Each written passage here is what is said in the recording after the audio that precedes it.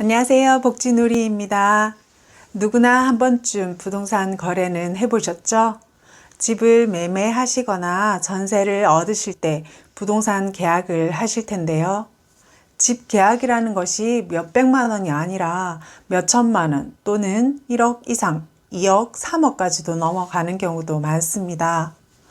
이번에 안타까운 경우가 인천 미추홀구 전세 사기 1000세대 이상에 이어 동탄 오피스텔 전세 사기 250세대까지 줄줄이 터지고 있는 상황입니다.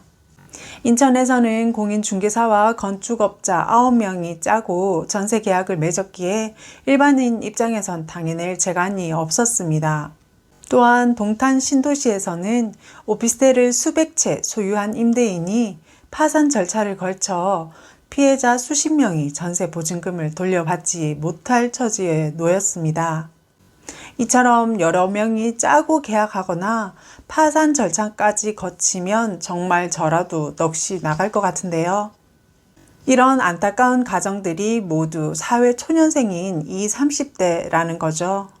한두 푼 직장생활해서 즐겁고 행복한 마음으로 전세 얻어 차곡차곡 쌓아가는 즐거움을 느낄 때인데 이런 나쁜 사기꾼들로 인해 몸과 마음이 모두 만신창이가 되고 피해 청년들이 극단적인 선택을 하고 있는 실정입니다.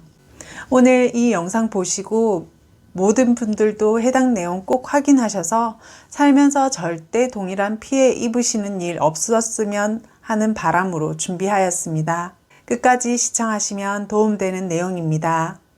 또 주변에 공유하시면 피해를 줄일 수 있습니다. 오늘도 함께 해주셔서 감사합니다.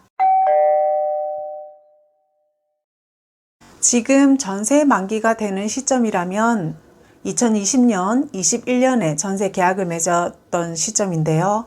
다들 아시죠? 그때 한창 집 매매가도 고점이었고 전세도 집 매매 가격을 넘어서 계약이 되던 시점이었던 거죠.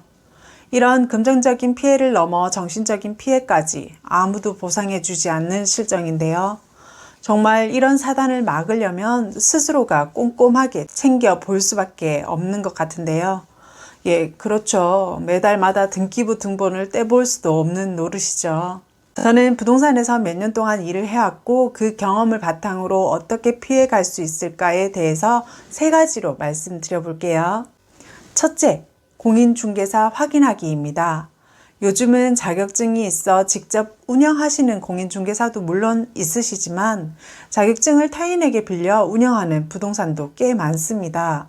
그렇다 보니 사기 수법이 대담하고 교묘해지지 않나 하는 제 개인적인 생각이고요.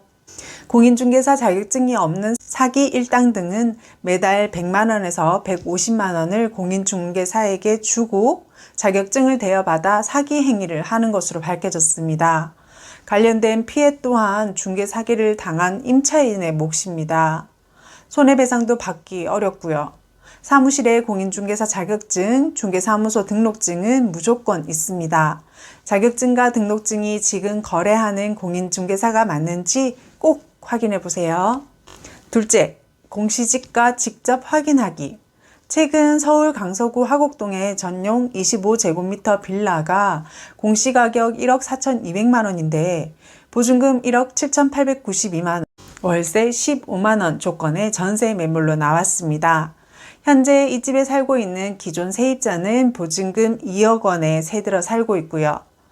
이 집의 전세 보증금이 2억 원에서 1억 7,892만 원으로 내려가는 것은 보증보험 한도가 1억 7,892만 원으로 낮아졌기 때문인데요.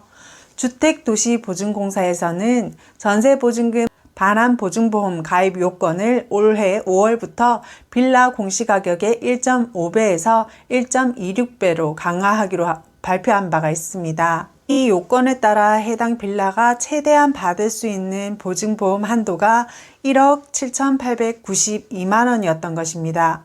그러자 집주인은 한도까지인 1억 7,892만 원까지 보증금을 받고 기존 보증금과의 차액은 월세 15만 원으로 보충하기로 한 것인데요. 그럼 대출이자, 관리비, 꼬박꼬박 15만 원 월세까지 많은 부담이죠. 집 매매가도 떨어지는 상황에서 보증료 못 받은 만큼 월세까지 내며 거주할 필요가 있을까요? 셋째, 등기부 등본은 직접 열람해보기. 등기부 등본 확인은 부동산 계약 과정의 필수 사항인 건 맞지만 아주 작은 확률이라도 위조된 경우가 발생할 수 있습니다. 만약 위조되어 피해가 발생하더라도 법적으로 보호해 주지 않는다는 것입니다. 등기부 등본은 기본적으로 믿고 확인을 해야 하지만 100%는 아닐 수 있다는 점 기억하시면 좋겠습니다. 그럼 우리는 거래할 때 어떤 것을 더 조심해야 할까요? 먼저는 이러한 피해가 생기지 않도록 서로 정직한 거래를 하는 것이 가장 중요하고, 만에 하나 이런 일이 생길 수 있다는 점들을 늘 유의하시면서 다음과 같은 것들도 함께 기억해 두시면 좋습니다. 먼저 부동산 거래 계약 시 계약서에 특약 사항을 넣는 것입니다.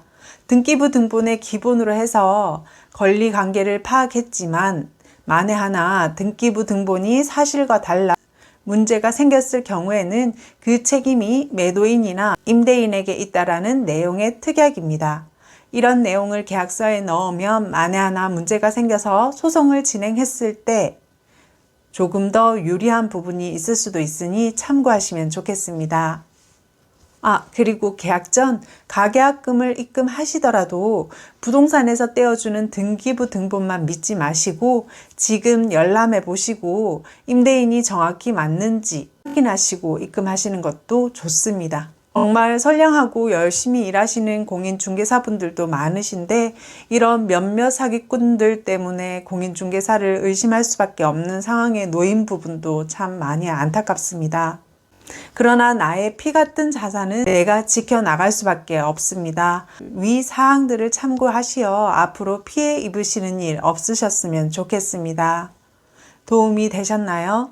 도움이 되셨다면 필요한 분에게 공유해 주시고 구독, 좋아요는 저에게 큰 힘이 됩니다. 오늘도 함께 해주셔서 감사합니다.